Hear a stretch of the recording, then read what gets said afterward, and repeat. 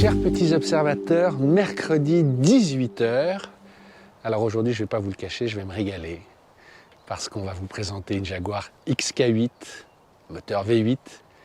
Et je suis déjà amoureux de la voiture, je vais être honnête. Et c'est le petit observateur Adrien qui va nous la présenter et qui a la chance de conduire ce félin. Ça va, Adrien? Ça va, Renaud, merci. Merci d'être là. Merci d'être là avec ta voiture. J'avais repéré déjà il y a pas mal de temps. Avant de commencer, il y a la tradition. Tu la connais. Oui. Quel est le petit détail qui te met la banane, le sourire chaque matin quand tu démarres ta voiture? Alors moi, ça va être au niveau de l'avant, en fait. C'est la perception du dessin qui, en fait, est très ovoïde, en fait, très galet. Et qui donc est complètement presque désuet aujourd'hui, mais qui du coup a une originalité particulière. Et ça, j'aime beaucoup, en fait. Ce côté très plat, très arrondi. Je me faisais la réflexion avec toi tout à l'heure.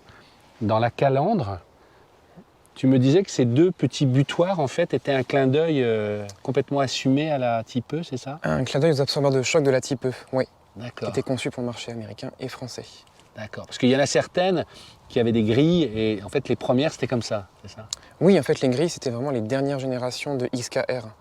Là, on est sur les premières générations de XK8, donc c'était vraiment très simple, très épuré. D'accord. Alors, présente-la nous en détail pour ceux qui ne la connaîtraient pas. Elle est de quelle année, justement? C'est quelle version? Et par rapport à quand elle est sortie? Donc, elle est de 1998, Ouais. et c'est un V8 4 litres de 294 chevaux, suffisant pour l'époque. Tu m'étonnes. Voilà. Après, ça reste une conception typique des GT.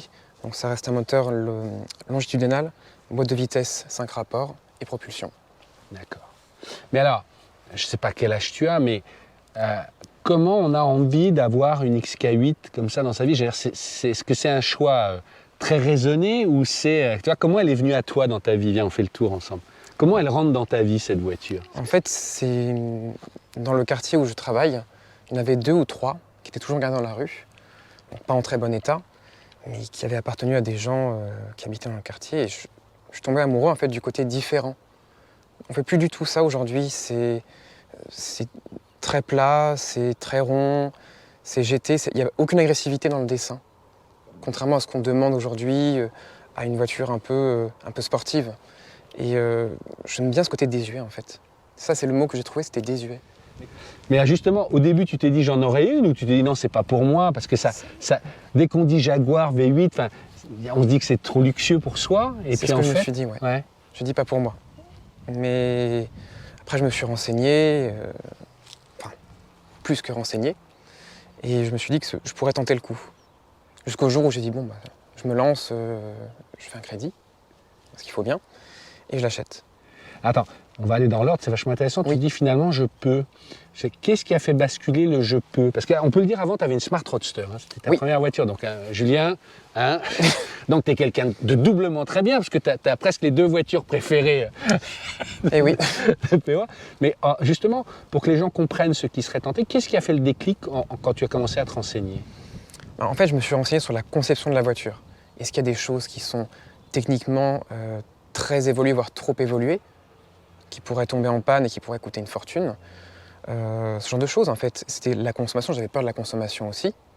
Alors qu'au final, techniquement, elle repose sur un châssis modifié de XJS, donc quand même assez simple. Les suspensions ont été simplifiées par rapport à la XJS. XJS, c'est la Jaguar coupée précédente, oui, qui elle-même avait génération. remplacé la Type E, pour ceux qui ne sauraient pas. Voilà. Et non, c'est une boîte automatique simple. Tout est assez simple au final dans cette voiture-là, contrairement à SL de l'époque de Mercedes, qui était quand même beaucoup plus complexe et peut-être un peu plus fragile en termes d'électronique aussi. Là, la XK8, en fait, c'était vraiment, dans ce type de voiture à l'époque, c'était vraiment le choix le plus raisonnable en fait en entretien. Et c'est vrai toujours 25 ans après? C'est vrai toujours 25 ans après. En fait, c'est une très bonne nouvelle ce que tu es en train de me dire. Oui. Que c'est une folie raisonnable. Exactement. Ça paraît être une folie esthétiquement, alors qu'en fait, ça s'entretient bien en fait. Et alors, le ticket d'entrée, c'est combien justement? Tu as tout regardé. Oui. Et voilà, c'est quoi la porte d'entrée? Pour ces versions-là en 4 litres, pour quelque chose de correct, il faut compter 14 à 15 000 euros. pour une voiture très bien. Après, il y en a un petit peu moins cher, mais c'est le suivi en fait qui compte, plus que le kilométrage en lui-même. D'accord. Et celle-ci, en fait, a eu une révision par an depuis 1998 chez Jaguar. D'accord. Donc, elle est plutôt bien suivie, en fait. Viens t'asseoir dans cet Ouais. intérieur. Je sais pas comment il faut dire, mais moi je suis... C'est tellement beau. C'est presque blanc. C'est tellement beau, mais voilà. Mais du coup, tu t'es mis en chasse et t'as comparé, Oui, j'ai comparé. En fait, ce que je cherchais, c'était cet intérieur-là précisément. C'est-à-dire, précisément. L'intérieur blanc, donc le plus clair, avec le bois le plus sombre, les D'accord. rangs de noyer, pour vraiment créer un contraste important. Ah, c'est-à-dire qu'on pouvait choisir à l'époque les teintes de bois On ou c'est le choisit- hasard des vernissages? Non, on choisissait les teintes de bois. On choisissait le type de bois qu'on voulait. Donc ça, c'est la ronce de noyer. Ouais. C'est un grand classique. Et parfois, il Donc, peut être plus clair, c'est ça que tu veux me dire? Il peut être plus clair. Après, il y a eu différentes couleurs d'intérieur. Il y a eu une sorte de beige assez classique. Ouais. Il y a eu un vert menthe aussi, assez original, très rare. En cuir vert? Ah oui, le cuir était vraiment vert, enfin pas vraiment vert menthe, c'était une sorte de vert, oui, on dirait vert amande aujourd'hui parce que on change un petit peu. Et en fait, je voulais aussi ces roues, donc ces fameuses roues assez classiques, mais en fait qui paraissent le mieux proportionnées pour la voiture. D'accord. Donc il me fallait absolument ça. Mais je la voulais verte au début. Alors que là, tu me redis le nom, elle est... C'est Amarante. C'est ce qu'ils appellent KDK ici. Excellent. Et le cuir a un nom aussi, parce que je peux pas dire sa couleur. C'est si ivoire. Ivoire, c'est ça? Oui. Ouais. Ivoire. Et ça, elle était dans cet état immaculé ou tu as un copain qui est dans comme on dit, le detailing, parce qu'on a l'impression que, franchement, là, j'en ai vu, mais il n'y a pas un grain de Ah poussière. non, mais l'intérieur, il est... Non, il n'y a rien de touché, juste un peu nettoyé, mais rien de touché. D'accord. On va aller regarder Ok. le moteur. Oui. Donc, tu la trouves, tu trouves celle-là, tu mets un nom. Oui. Et là, tu sautes le pas. En fait, j'ai appelé le garage qui la vendait, Ouais. qui était à Valence, et je me demandais si la couleur était d'origine. Ça, maintenant, mais t'as mis du produit, là. Oui. Oui. Ah, Bien sûr. d'accord, tu me rassures. Je ne vais pas être le seul. Donc, tu as appelé le garage qui était à Valence, ouais. Pour lui demander si la couleur était d'origine. Je lui ai dit, pour moi, c'est pas d'origine. Il m'a fait les photos de tout l'intérieur et de la plaque, et j'ai rechargé. Je lui ai dit, effectivement, c'est une couleur qui était disponible à l'époque. Donc je lui ai dit, en gros, bah, j'arrive. J'arrive ce week-end. Et t'as monté avec. Parce qu'en fait, c'était vraiment... le violet comme ça, c'est particulier. Mais c'est des couleurs qui sont très, très bourgeoises, en fait. Ouais. C'est un peu... comment expliquer? Ça va bien une Jaguar, en fait. Je suis On d'accord. en voit très peu. C'est beaucoup plus original que le vert ou le gris, quoi. C'est moins... Oui, c'est moins vu, tout à fait. Tu me parlais de l'approche que tu as eue d'essayer de voir si elle n'avait pas des défauts récurrents qui pouvaient coûter cher. Est-ce qu'il y en avait quand même? Moi, j'ai souvent entendu l'histoire des tendeurs. Là, tu peux raconter Oui, en fait, c'est plus ou moins le seul défaut de ce moteur, en fait. Puisqu'il a une durée de vie, a priori, d'environ 400 et quelques mille kilomètres, la Ouais. JGR. Ouais. J'ai Manif, Si si la- j'entends, monsieur Manolo. Ouais. Si la voiture est bien suivie. Mais en fait, les tendeurs, en fait, oui, étaient en bakélite. Enfin, en tout cas, l'enveloppe du tendeur était en bakélite. Ce qui fait qu'entre la chaleur et les vibrations, ça pouvait carrément se fendre et arrêter de guider la chaîne. Donc la chaîne pouvait sortir de Chaîne de son guide. distribution. Hein, Voilà. Ouais. Et si la chaîne sort de son guide, bon, bah, tout est désynchronisé Complètement. et c'est une catastrophe. Tu m'as dit que tu m'avais amené le galet, non? Oui. Ah, je trouve ça génial, moi. il est- Donc, Donc, il faut faire changer les galets. attendez. Il est rangé. C'est ça en fait. C'est plein d'huile à chaque fois. Ça Moi, ressort. j'imaginais que c'était rond. C'est ça qui tend la chaîne. au fond. Donc c'est la bakélite, comme les D'accord. téléphones. Et en fait là c'est fendu ici. Ah ouais. En fait le poussoir est là. Donc lui avec la pression de l'huile vient tendre la chaîne comme ça. Enfin plutôt comme ça d'ailleurs. Oui. Et en fait il finit par craquer. Non. Là ça bouge absolument pas. Hein. Mais si cette partie-là casse, T'es mort. tout sort. Et du coup, Ouais. ils le font avec une nouvelle matière pour que ça n'aille. C'est en aluminium. D'accord. Donc du coup, oui, effectivement, ils ont résolu le problème. Toi, Donc, c'est en aluminium, pardon, mais. J'ai fait remplacer, oui. Vachement bien. Ça coûte cher cette opération-là Dans les 7 à 800 € pour les remplacer, oui. D'accord. Mais c'est indispensable. Manu m'avait toujours dit. Hein. Sur les XJ, les X308, Ouais. celles qui ont le même moteur. Ouais. C'est pas un gros défaut au final, parce que Ouais. c'était pas idiot de faire de la bakélite. C'est-à-dire que là, on voit la trace de passage de la chaîne avec le soleil. Hop, voilà. Donc c'est très peu. Ça, c'était 100 120 000 km. Donc on est sur 1/10 de millimètre d'usure. C'est vraiment rien. Non. Donc la conception était bonne en fait au final. Je défends l'image de Jaguar. Ah mais c'est pas moi, je suis Non, sans voix, j'essaye. je veux pas te... mais ça- Et c'est son seul point faible, il n'y a pas d'autre chose à voir, tu dirais, si quelqu'un... Disons comme point dangereux Ouais. sur la voiture, pour moi c'est le seul. Après il n'y a aucun problème, il n'y a pas de problème en fait de rouille ou autre. Les pièces ne sont pas très chères en fait. Ouais. Un disque de frein c'est 100 €. Donc c'est pas non plus, il n'y a pas de pièces haute performance en fait. Ça reste une voiture qui est vraiment typée GT. Donc rien n'est complexe et rien n'est introuvable en plus. Donc non, c'est vraiment, en termes de coût d'entretien, on n'est pas plus cher qu'une Audi A4. Ils vont en acheter une Renault, c'est fini, c'est mort. Non mais cette voiture est géniale. Alors, elle est vraiment immaculée. Tu sais, je te l'ai dit tout à l'heure, on a un partenaire qui sponsorise la vidéo, c'est Wash. Ouais. Les centres de lavage, il y en a plus de 1100 en France. Tu peux faire laver à la main ou haute pression, voire au rouleau. Ils sont heureux de sponsoriser et ils t'offrent ce petit kit que je te laisse découvrir. On va peut-être le faire dans le Ouais, dans le coffre, comme Oui, ça tu pourras le bien garder. Mais il y a plein de petites surprises dedans. Ah, c'est top. Tu as à la fois, c'est ce qu'on peut trouver en station d'ailleurs, tu vois, tu as du produit pour les plastiques, du produit pour les vitres, du produit pour les jantes, une brosse, des lingettes. Ah, c'est top. Tu as même une super microfibre Oui. mais très épaisse, pas de mauvaise qualité parce que j'ai appris qu'il y avait, mon vieux, des épaisseurs, Oui, c'est pas les J'ai- mêmes. j'ai Celle-là, vu ça elle est récemment, oui. digne de ta voiture. j'avoue. Et tu as 2 bons de lavage pour 50 €. Tu télécharges l'application Wash, tu rentres les codes qui sont là et tu peux aller gratos Ah, c'est faire parfait. laver ta voiture chez Wash. Julien, il est jaloux, il veut les bons. Hein. À chaque fois, je me dis, faut pas que tu filmes. Ouais. Parce que Ah sinon, oui, on va oui, dessus. oui. Mais nous, on n'a pas le J'avoue, droit. 50 de code. €. Voilà. 50 €, c'est pas mal quand même. hein. Ouais, Ouais, il y a de quoi faire. Et l'application est vraiment bien foutue. Enfin, j'utilise personnellement et tout. Oui, ouais. pour trouver les stations, ouais. Ouais, pour trouver les stations, savoir le prix d'une station à l'autre et pour pouvoir payer. Ah, moi, je fais que ça. Voilà. Et vu que je lave souvent ma voiture, non mais sans rire, c'est pas, ça fait vraiment pub de ouf, Ouais, mais c'est vrai non, mais quoi. moi, j'avais toujours chez Total en fait. Donc, non mais franchement, chapeau bas. Hein. Bien, alors on va refermer doucement. Franchement, j'ose pas mettre mes pieds, j'ose pas me mettre sur le côté parce que... Il faut. Mais viens t'asseoir juste pour qu'on voit un peu l'équipement, puis après on va aller faire le tour. Mais tu nous racontes. Mais du coup, pareil, dedans, tu avais de série, il y avait les fauteuils électriques, la clim, les CD, tous ces petits manos. Enfin, c'était. Alors, oui, mon CD c'était en option, Ouais. les sièges chauffants étaient en option. Moi, j'ai pas le régulateur de vitesse. Ah ouais, C'est pas curieusement, forcément. ouais. Oui, il n'a pas été pris à l'époque. D'origine allemande, je sais pas s'il régulait beaucoup les. Ça, c'est des pièces communes en fait. Hmm. Communes avec la DB7, entre autres. Ouais. Y compris les combinés d'instrumentation. Enfin, Vanquish, pas DB7 pour celle-ci. C'est le groupe Ford en fait à l'époque, donc vraiment les pièces. Ouais.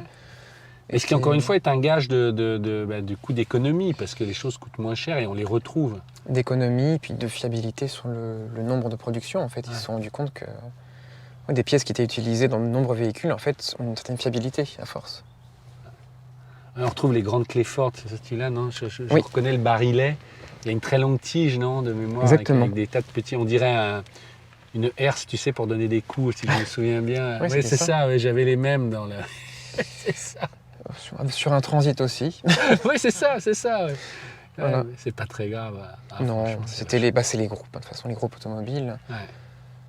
Bon, on va aller faire notre petit tour. Ouais.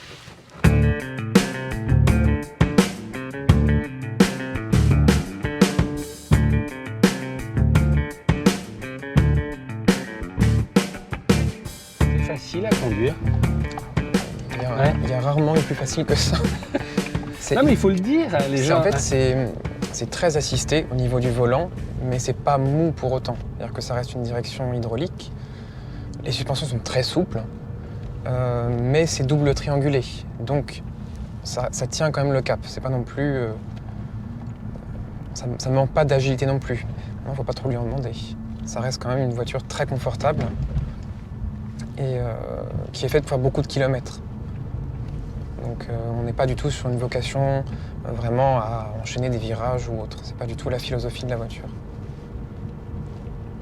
C'est vraiment coulé en fait. très Jaguar. Oui, voilà. En fait, il y a très peu de pannes en fait sur ces voitures-là. On est vraiment dans la moyenne de ce qu'on a pu faire, enfin de ce qu'on fait aujourd'hui même presque. C'est vraiment, à part qu'on a des ampoules, des choses comme ça, ou les consommables simplement. Alors regarde là, tu verras, Oui. as le miroir, si je fais attention, parce Je vois. qu'effectivement, t'as un grand nez. Oui. Voilà. Voilà, c'est le temps de tu voir, peux y hein. aller, voilà. Moi j'ai une question. Tu l'as découvert dans la rue. Oui. Tu as étudié cette voiture. Tu l'as attendu 1 an. Est-ce que quand tu l'as eu, la réalité a été à la hauteur du fantasme? Oui, en fait. À un détail près, c'est qu'en fait, c'est une voiture qui, à l'époque, était conçue pour le marché américain. Du coup, les spécificités du marché américain sur cette voiture-là sont étonnantes quand on est habitué aux voitures européennes. C'est-à-dire? Le fonctionnement du V8, la boîte automatique, la direction assez souple. C'est quand même un ressenti d'automobile qu'on n'a pas en Europe. C'est pas notre type de voiture de manière générale. Tu m'as dit qu'il m'a fallu un certain temps pour l'apprivoiser, c'est-à-dire? Pour apprendre à appuyer sur l'accélérateur, enfin vraiment pour essayer de la conduire un petit peu dans ses limites. Et je suis assez surpris du fait qu'elle tienne sacrément bien en fait. Qu'elle supporte très bien les grosses accélérations, les prises de virage, les changements de cap. Oui, c'est souple, mais ça ne tangue pas tant que ça en fait. C'est pas malhabile, au contraire. Donc ça peut supporter des petites routes sans aucun souci. Tu vois, là, on est en plein dedans. Mais c'est très confortable aussi. Ah oui. Tu m'as dit aussi, je voulais ces fauteuils, parce que voilà, Oui. il évolue. Qu'est-ce qui change avec les versions pour ceux...